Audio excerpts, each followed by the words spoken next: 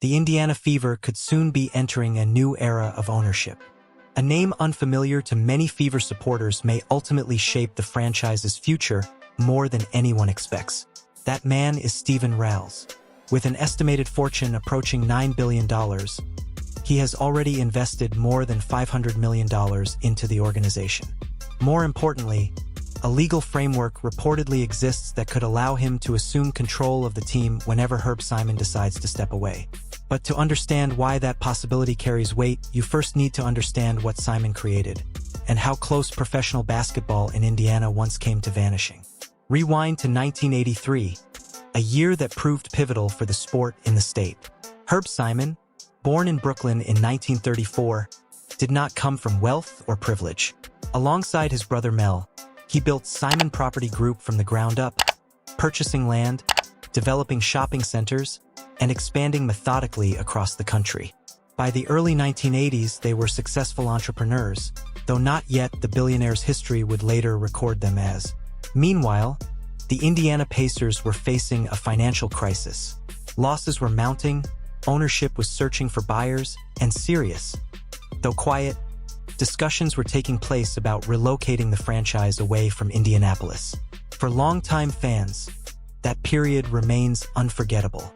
The threat was real. Simon stepped in decisively. He and Mel purchased the Pacers for $11 million, a move many viewed as financially dangerous at the time. The franchise was struggling competitively, the market was considered small, and the NBA lacked the global dominance it enjoys today. But Simon's motivation wasn't purely business. He was investing in the community he had chosen as home. He relocated to Indianapolis, committed fully, and over the next 4 decades remained steady through losing seasons, coaching changes, and economic challenges. Years later, in 1999, another defining opportunity emerged. The WNBA was expanding and awarding new teams to cities that could demonstrate strong demand. The requirement was clear: sell 5,500 season ticket commitments in advance. For Indianapolis, introducing women's professional basketball to a market unfamiliar with it was no easy task. Simon didn't leave the responsibility to others. He personally worked the phones and met with supporters. By the end of the campaign, he had directly sold approximately 4,500 of those tickets himself. An extraordinary effort. That determination led to the birth of the Indiana Fever under Pacers Sports and Entertainment, which oversees both the Pacers and the Fever. The early seasons were challenging. The Fever finished 9-23 in their inaugural year and struggled to capture widespread attention. Attendance lagged, and financial pressures persisted.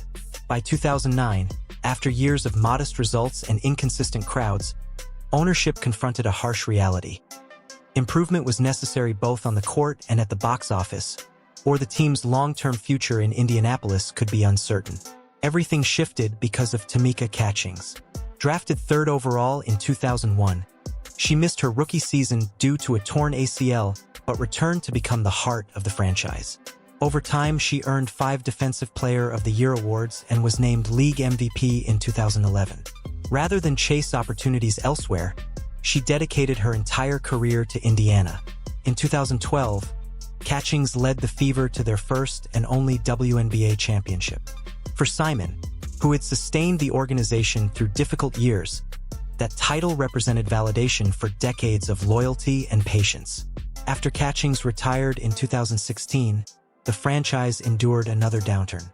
Records declined sharply, including a 5-31 season in 2022, among the league's worst. Attendance dipped again, and the energy that once filled the arena faded. Simon, now in his late 80s, gradually passed more operational responsibility to his son, Stephen Simon, who serves as minority owner and alternate governor within Pacers Sports and Entertainment. The organization appeared to be at a crossroads. Then came April 15, 2024, at the WNBA draft in Brooklyn. With the first overall selection, the Fever chose Caitlin Clark. What followed exceeded even the boldest expectations. Arenas across the league began selling out wherever she played. Television ratings surged. Merchandise flew off shelves. The Fever, once an afterthought, suddenly became one of the most talked about teams in professional basketball. Now, with renewed momentum and a potential ownership transition on the horizon involving Steven Rales, the franchise stands at another historic turning point. From near relocation in 1983 to championship glory, from financial uncertainty to cultural relevance, the Indiana Fever's journey has always depended on bold decisions at critical moments. And the next chapter may be the most significant yet. She hadn't even stepped onto a professional court yet, and the impact was already seismic. Before playing a single WNBA game, Caitlin Clark had rode franchises relocating matchups to larger arenas just to handle the surge in ticket demand. Wherever the Indiana Fever traveled, attendance spiked dramatically. By season's end, the Fever posted the highest average attendance in league history. Television ratings for women's basketball shattered marks that had stood untouched for nearly 2 decades. When Kelly Krauskopf returned in late 2024 as president of basketball operations, she walked into a completely transformed organization. The infrastructure had expanded. Corporate partnerships were stronger. Revenue streams looked different. National media attention had replaced regional obscurity. Practically overnight, a franchise that had once drawn only a few thousand spectators per night became a national headline, and then an international talking point. For Herb Simon, now 90 years old, the moment carried historic weight. He had endured 5 to 31 seasons and years of financial strain, yet lived long enough to see the team evolve into one of the most discussed brands in American sports. But there's an unavoidable reality. Simon recently stepped away from daily leadership at Simon Property Group after 65 years. Operational control at Pacers Sports and Entertainment has increasingly shifted to his son, Steven Simon. Succession isn't speculation anymore, it's structure. That's where Steven Rales enters the conversation. Rales, 72, grew up in Indiana and graduated from DePauw University in Greencastle before co-founding Danaher Corporation with his brother Mitchell. What began in the 1980s as a modest investment entity evolved, over 4 decades, into a global science and technology conglomerate valued at over $200 billion. Their formula was disciplined and consistent. Identify undervalued assets, acquire strategically, improve operations, and scale for long-term growth. Rales doesn't think in quarterly cycles, he thinks in decades. Long before headlines surfaced, Rales had quietly purchased a 5% stake in Pacers Sports and Entertainment. In late 2023, he expanded that position, investing more than $500 million in total for a 20% ownership share, valuing the organization at approximately $3.47 billion. Simon publicly welcomed him as a trusted friend with strong Hoosier roots. But reports also revealed something far more significant. The agreement includes a potential pathway to controlling interest should the Simon family choose to sell in the future. That clause changes the entire dynamic. This wasn't a casual investment. It was a strategic foothold. Consider the timing. When Rales secured his expanded stake, the Fever were still rebuilding. Clark had not yet been drafted. At that moment, the franchise valuation hovered near $90 million, already strong by WNBA standards. Fast forward roughly 18 months, and estimates from Sportico place the Fever's value north of $300 million. The growth is staggering.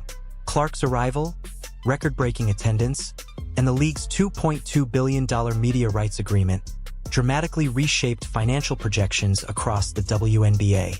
Expansion fees confirm the trend. New franchises in Portland and Toronto each reportedly paid $250 million to join the league.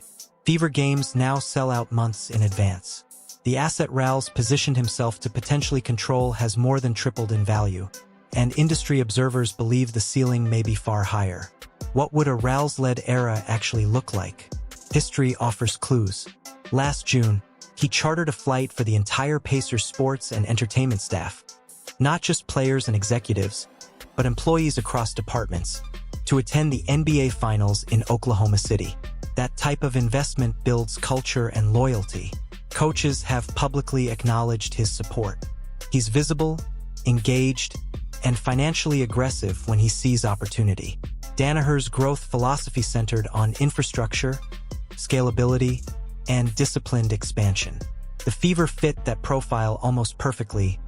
Powerful brand momentum, skyrocketing demand, and facilities still catching up.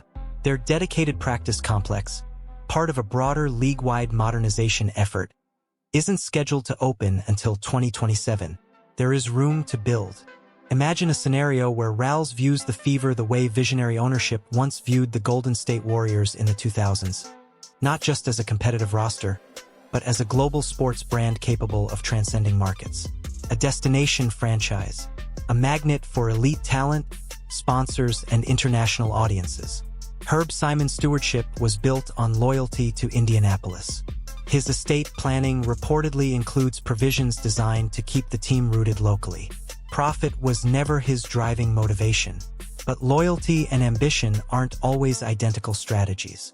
Here's the present reality.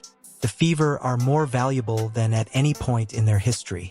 Clark is expected to return fully healthy in 2026. A new collective bargaining agreement is under negotiation, one that could significantly elevate player salaries and franchise valuations. League expansion is accelerating.